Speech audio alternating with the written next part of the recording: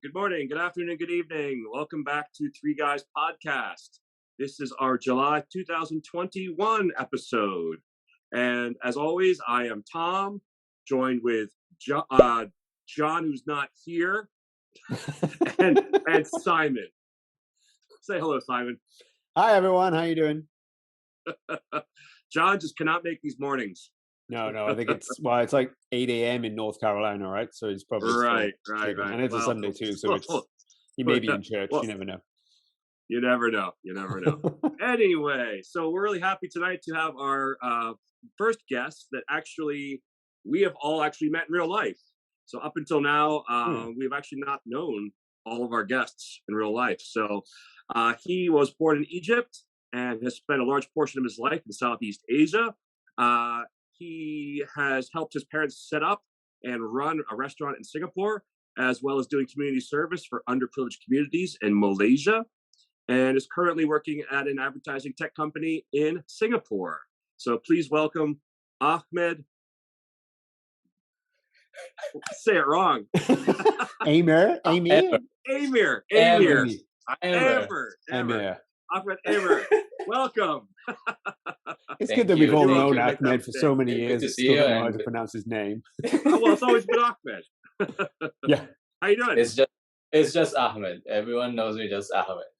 Exactly. I never knew your last name actually, and I've known you for years. How is everything? Good. Japan, our rainy season is finally finished, and we moved on to just sweltering heat. So Must be I really can relate to you with that one. Yeah, definitely. Yeah, 2 more months of this. So how's Singapore? Singapore is humid as always, and we're kind of stuck in a lockdown because some guys couldn't stick to the protocol, and they all went to those KTVs, and then the virus. How's the COVID there? It was under control, but recently there's been a rise in cases. Like there's like a cluster that was caused by some of these KTVs.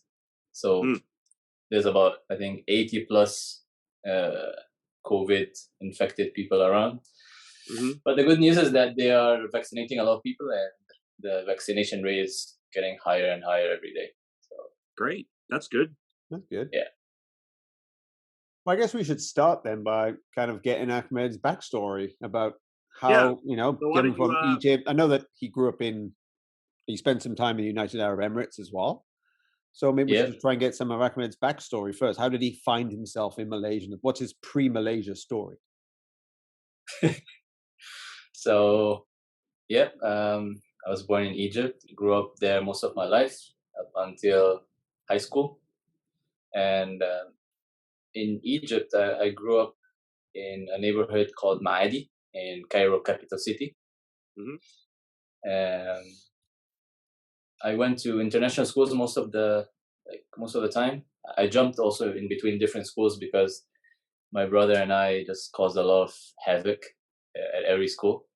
Oh, I'd like to follow up. I'd like to ask a follow-up question. What kind of? Yeah, I'd like to hear these stories. Yeah, me too. I don't know these stories too. Come on.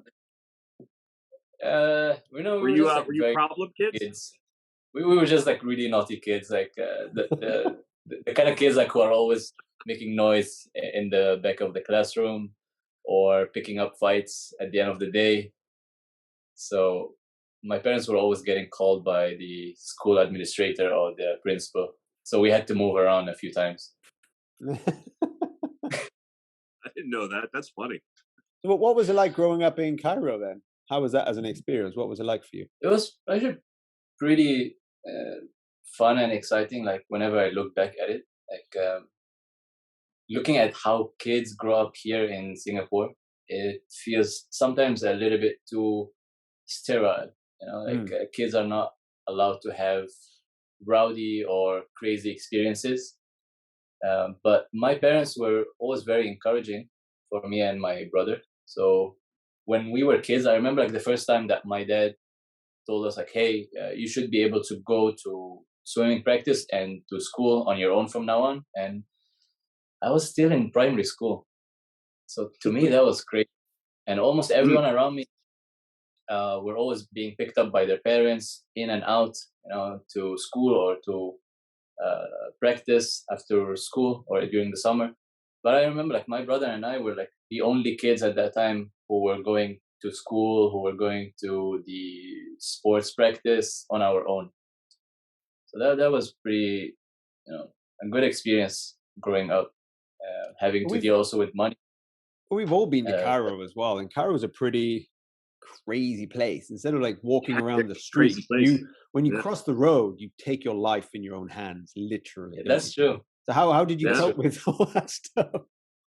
I mean, I remember like the first time when I came to Malaysia and I saw that there were traffic lights. That was like the first time,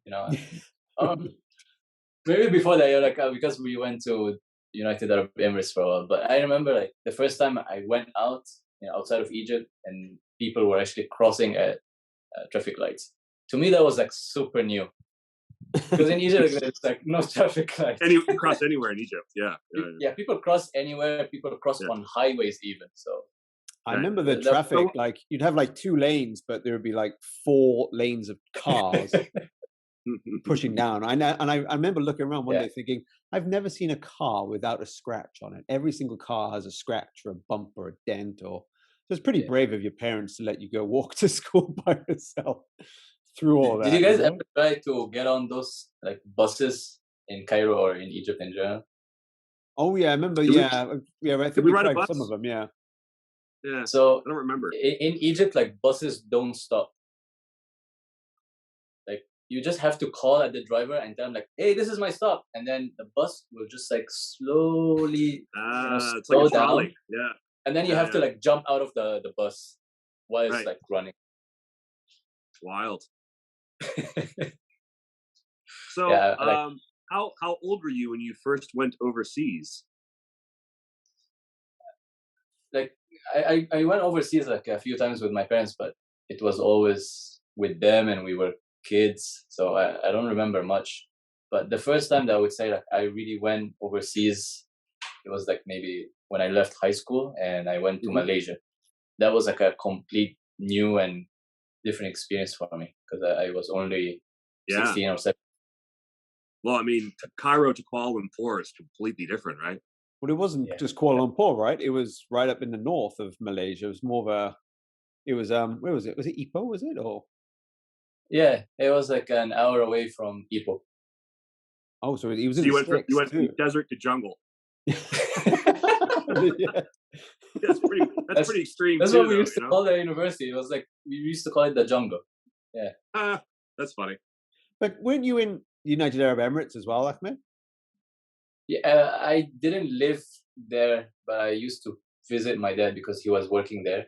My brother is the one who lived there, and he went to high school there because after I finished high school, my dad just wanted to, get the family all together. So instead of like living all by himself and coming to visit Egypt every once in a while, he moved my mom and like my brother to United Arab Emirates. And by that time, I was already at Malaysia. I used to go visit on holidays. So I did a couple of summers there. Oh, the summer's not good in the United Arab Emirates, is it? I'm here now, it's 50 degrees. Although it rained yesterday. It actually rained yesterday. Really? Weird. I think that's we were so excited. Everyone and I were in the living room, and we saw it was getting dark outside. It was like 10, 11 a.m. And we saw the clouds looming overhead. And then I said, hey, it's raining. And we ran into the bedroom, got changed, got our umbrella. Eva got her little Wellington boots, and we rushed outside to just jump in the rain for like the last couple of drops that came down. And we're like, yay, it's raining. Water. We haven't seen it for like over a year and a half. You know what I mean? It's been such a long time. That's like, crazy. I know. After the rain, it kind of like the air feels nicer and fresher, and everything just feels nice. You know what I mean? So it was, but we're probably not going to see it now for another. Who knows? Until it's been pouring here for the last month and a half. Like rainy season's a whole extra month longer this year in Japan. Really? Weird. Yeah. I can relate that Singapore has also been raining a lot the past few days. So the weather's just been crazy in general this year. Climate change, man. Yeah. Well, I mean, you saw the American Northwest. It's like 45 degrees Celsius. Oh yeah, and flooding in Europe as well. Everyone's cooking. So So yeah, things are just weird. So. Going back to like your kind of transition from from Egypt to Malaysia, what were the biggest differences that you noticed? Of course, there's like desert and jungle, but were there any other big kind of like culture shocks for you when you did that change? Yeah, I think there was a lot of different things. First time living by myself. First time also like meeting so many different nationalities all at the same time. Because like when I was like a kid, if I would meet foreigners, I would meet them either at tourist cities in Egypt like Sharm el-Sheikh, Hurghada, but it was like, you know, bits and pieces. But then suddenly I'm in this international university and there's so many different people from all different countries, and then all these like also different traditions. Plus, like the cars were like driving on the opposite side, so it was like a bit wacky, you know, just crossing the road because I'm used to looking at a certain way. Then suddenly, like, oh shit, like there's no driver on that seat. But that's right. So Egypt is the British side, right? And Malaysia is the American side, right? Is that right? No, Malaysia is the left. No. We're driving the left Egypt, in Malaysia, on the right like, in Egypt. Yeah. Right?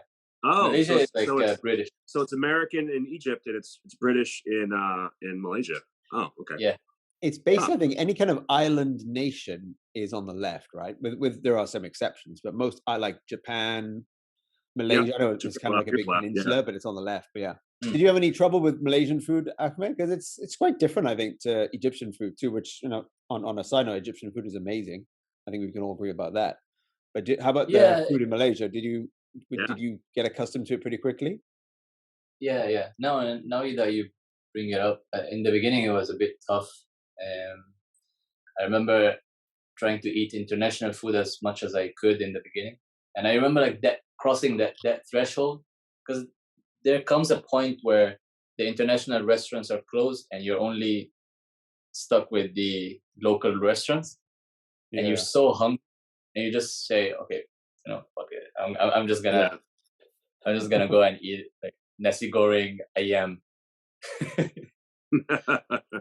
Got to do what you got to do. Yeah, but it was like a part of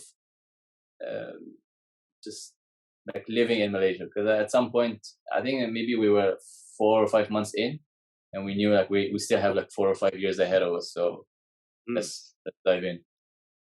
We've got to adapt, I suppose, isn't it? It's the same when I went to Japan. I was very sheltered in what the food I ate, you know, until I got to Japan and thought, I just got to start trying different things. You know, I remember the first time I went into that torikizuku that we like, the Japanese izakaya, where everything is about, well, like $2, is it? Is that the conversion? I remember $3.80. So $3.80. But what's it in USD for other people? $3. Yeah, so everything's like $3. I remember eating this chicken. I thought it was like popcorn chicken, and it was crunchy.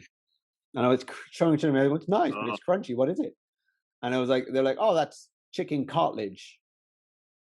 That's the crunchy chicken cartilage. And I was like, I still don't like that. Yeah. And then after that, you just have to try new things. I ended up trying like basashi, which is like raw horse meat, and then blowfish, like raw blowfish. I had like raw chicken at one point as well, because I went a bit in crazy, you know. But when you get to these places, you just have to go all in and just try and enjoy as much as you can, you know. Actually, when Ahmed visited last year, I took him to an okonomiyaki restaurant for the first time. Was that your first time in Japan, Ahmed? No, it was not my first time, but it was maybe. That was your first time in Osaka, right? Like leisure, yeah, first time in Osaka, yeah. It was first like leisure trip. Before this, I went only for business trips. It was really fun. Good to see you there. I missed the food anyway, in Japan, man. So to switch gears here, so maybe you could tell us a little bit about your life in Singapore now and what you're doing, and just a little bit about you know, what you think of Singapore. Okay. So I moved from Malaysia to Singapore in late 2015. Of course, you know, I spent a lot of years in Malaysia too, so it felt like moving from a second home, or like you know, from my home to a totally new country. Yeah, but when I look at it, I'm like Malaysia was just maybe one big pit stop for me. Singapore is really fun, very futuristic. there was a lot of differences too. I remember like the first time I went to the MRT station and I saw that the train is coming, and then the next 3 minutes, and I was like, this is gonna be like Malaysia. The train is not gonna come. Yeah, trains cancelled. Right. Yeah, I remember like those like KTM trains and the one from KL Central to Subang Jaya, like they usually would cancel it, but that one came on time. And I was like, wow, awesome. Okay, that's like the first thing I remember I noticed about Singapore. Yep. That's why I like Japan so much. It was hard for me going from Japan to Malaysia because I went from like the super organized and transportation was on time, regimented, everything was like, you don't bargain, you don't haggle for anything, and get to Malaysia, it's like, where am I right now? Trains are like, there might be one coming next 10 minutes, and then you're just on the platform for 3 hours waiting for a train to turn up, and that was the biggest shock, I think. But going to Singapore, I guess it's like me going to Japan. You get that everything's organized and regimented, isn't it? Yeah. Do you could you go back to that other kind of country like Malaysia or to Egypt, or do you enjoy that style, that lifestyle now of Singapore? I actually think about that a lot because I wonder like, if I will ever have like this culture shock going backwards to Malaysia or going backwards to Egypt. And when I say backwards, I don't mean like backwards as in like culturally, but I'm just saying like you're just like used to efficient things, and then going back to like maybe things that are more relaxed. Egypt is kind of like that. Malaysia is kind of like that. Well, America and Britain are like that too. So trains are never on time, planes are always late. So I think everyone would definitely have to face some kind of like friction in the beginning. But as you adapt, you'll eventually get used to it, like you get used to everything else. But so whether I want to go back, that's the question, like whether like I want to go back or not. I haven't decided yet, but I would love to, because Malaysia was such a big part of my life too, and I made a lot of really good friends. And you gotta also like love Malaysian culture in general. They're so friendly, they're so welcoming. They have a lot of beautiful nature, like islands. The food is amazing, and I still say that, and even Singaporeans say that, like Malaysian food is so good, so rich, and so multicultural as well. Sure. Well, there's definitely a different when the pace of life is slower, the food tends to be better, and people seem to be a little bit more relaxed about things. And so there's the positives as well. There's some kind of correlation there, yeah. There really is, yeah. I recently went back to Egypt during COVID, which I think like to be able to go back to Egypt and come back to Singapore during those times is almost like a miracle, like a modern day miracle. And I saw like the big difference between how COVID is being dealt with in Singapore versus COVID in Egypt. How is that? How is it different? Oh, it's so different. Like I can't even begin to explain it to people here because they'll be like, what? So people don't wear masks, for example. But at the same time, it's funny. Like if I'm meeting someone and they've been exposed to COVID or they got the virus themselves, they would text me and say like, "Hey, sorry, I don't think we should meet tonight because some of my friends got COVID and I think like I might have it too." Right. So there's like also that sense of self-responsible behavior that might not be in other Western countries. No, definitely not. Yeah. Definitely not our country, Simon. No, definitely not. Like, no, we don't care. It's your own. Now the UK policy now is it's your own responsibility. Yeah, I read that. Yeah, which is the argument. I can understand the arguments with that as well, but at the same time, it's a public health situation. It's not like a personal responsibility situation, like when you choose not to drink. You know what I mean? It's like I'm not able to stop. I'm able to pass on something without even knowing about it. So it's it's a very complex ethical argument to have, I think, isn't it? It's I mean, interesting to see that's the argument, right? Yeah, it's interesting to see how Egyptians have taken a personal responsibility stance. But is that because they have to, or because you think that's culturally what Egyptians do? Yeah, that's a good question. Well, is I that think cultural, both. or is that mandated? No, definitely not mandated. I think it's both, and I think it's like the lack of the government control that is driving that thing too. Like in Singapore, everything is so tightly controlled by the government, and the government is doing a pretty good job. But at the same time, it's very, very taxing on the government employees. So whenever you get sick, the government has to come pick you up, take you to a hospital. There's a whole process and procedures, and they have like, have done like an excellent job at doing that.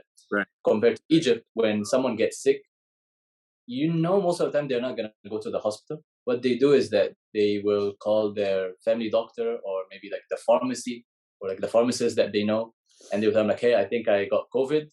What should I do? They will get like the course of treatment advice to them.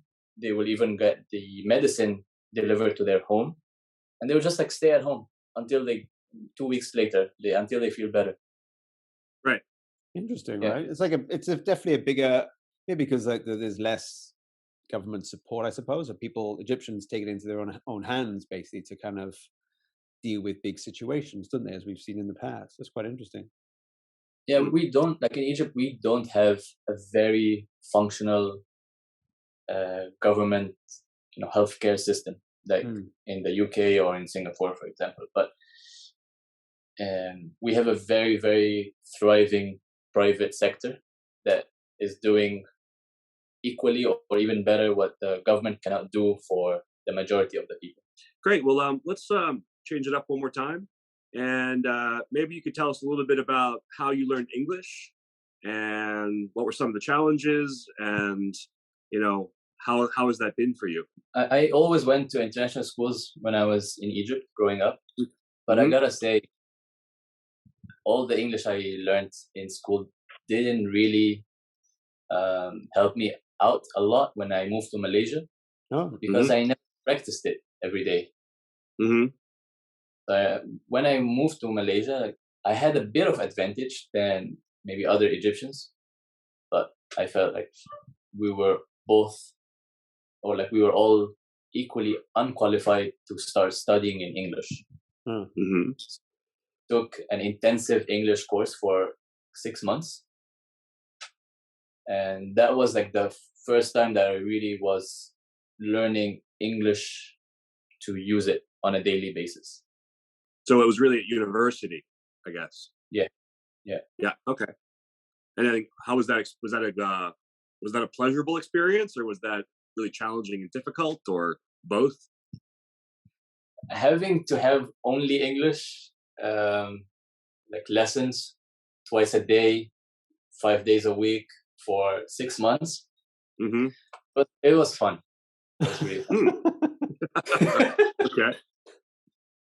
It's tough though, isn't it? I mean, I learned Japanese when I was in Japan, and I found that it's a grind as well, isn't it? If you do it every single day, it's just learning the same thing. It gets boring, I suppose. But maybe being in an international environment such as Malaysia, you have to learn English too, right, to kind of get by, unless you speak Bahasa Malay, So English is that kind of lingua franca that you have to use, and you learn by survival, I suppose. Do you think you picked it up pretty quick when you were there? I mean, did you get, I mean, of course you spoke English, but did you get confident quicker when you were there, or did it take time, do you think? Having that background of international schools gave me the confidence that I can pick it up. It was just a matter of using it every day and maybe improving my vocabulary or improving the grammar skills, and also like listening, because maybe just because you know how to speak doesn't necessarily mean you will be able to comprehend or like listen and understand quickly in an English proficient environment. Sure. Yeah. So that really the schooling growing up really gave you the base and confidence you needed to be able to actually start using English with speaking and listening. Right. Yeah, right. I would say. So, have you studied any other languages? You studied Malay? I studied Malay because we had to take it as a pass or fail uh, kind of subject in university. I was like fairly able to speak Malay for a while. I still remember a bit, but I forgot it. In school, like when I was in Egypt, I learned French, but same like English, I didn't use it, so I quickly forgot it. Yep. And right now I'm learning Mandarin. Wow. Oh, that's even a bigger challenge, I think, isn't it? How are you finding Mandarin? It's I think it's pretty easy in the sense that if you just learn a lot of vocabulary, you can pretty much know how to use it. You just like there's a very specific format of using Mandarin. There's always like me at the beginning or you at the beginning, and then at the end like the question mark or the end of a sentence. And in between you can put the time, the verb, and any adjectives. Yeah, it's kind of like easy English grammar, isn't it? Yeah. It's like really.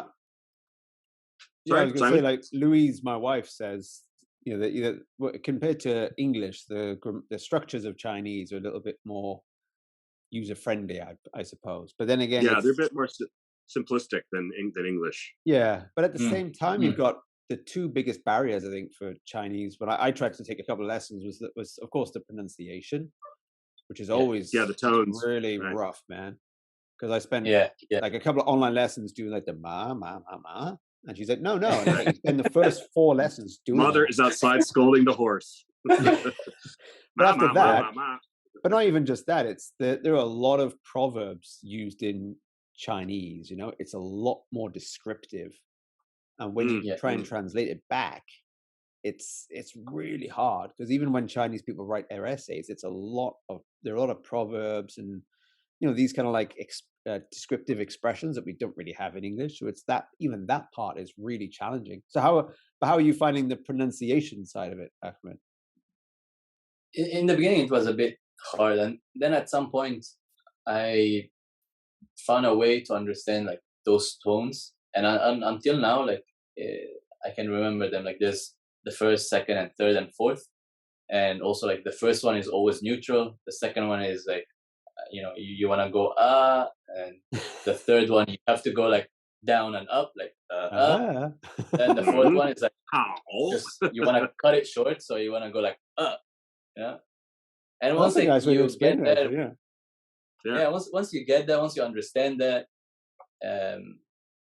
it's easy to like just go on with it. So I think like any language, once you understand the basics and why it's used that way, you're good to go.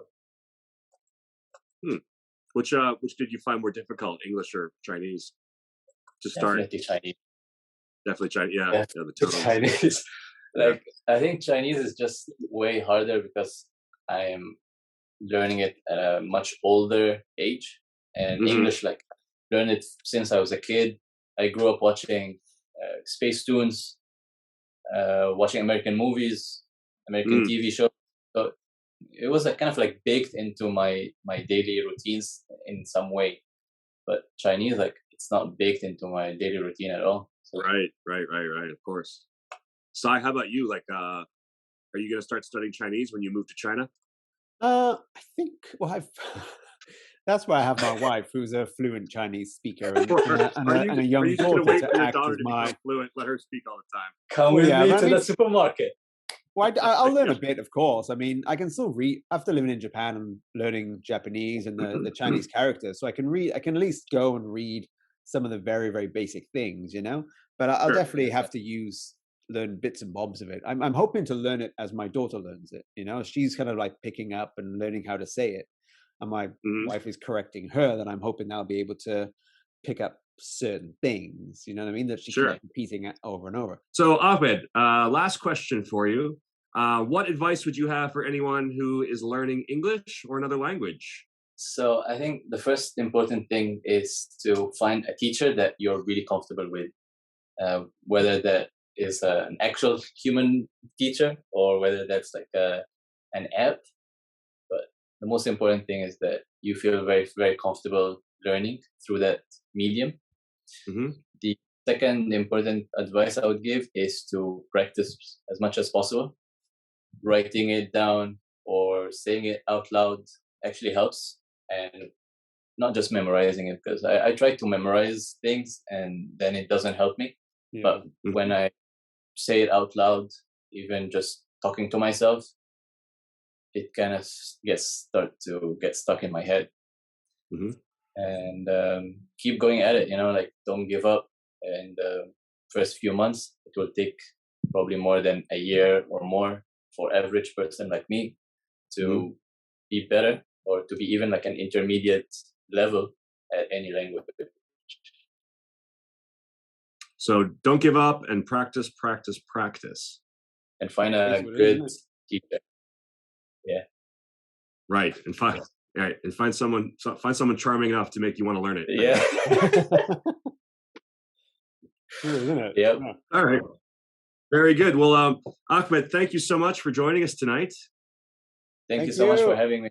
Loved it. Thank you. It was great to see you again, and look forward to seeing you again in Japan. Yep. I look forward to see you in Japan too. And Simon, hopefully see you soon as well. Thank you so much for having me. Fingers crossed, yeah. Fingers crossed. Let's hope we can have a little get together next year sometime if we're able to travel again. That'd be fantastic, wouldn't it? That would be great. That would be great. That would be really, really great. Yeah. It would be fun to do one of these on a live stream actually together at some point. Yeah. Yeah. Good. All right. Well, we'll stop there. So thanks again to Ahmed for joining us, and for Simon for his great questions, and for Lazy John for not showing up again. Thank you, John. It'll be two guys English pretty soon. We have been three guys English. If you're interested in learning more about Ahmed, you can follow him on Twitter, and that information will be right down below. So go ahead and follow his Twitter, and you can see what he's up to. And for us here at Three Guys English, we have our YouTube channel, and we have also started a TikTok and our Facebook page. And most recently, we have started another Facebook page called English for Everyone. Yes. So you can check that out as well. And we'll have lots of tips and videos there as well. So please check us all out. And all the links will be down below. So thanks again, everybody. And we will see you next month. Bye.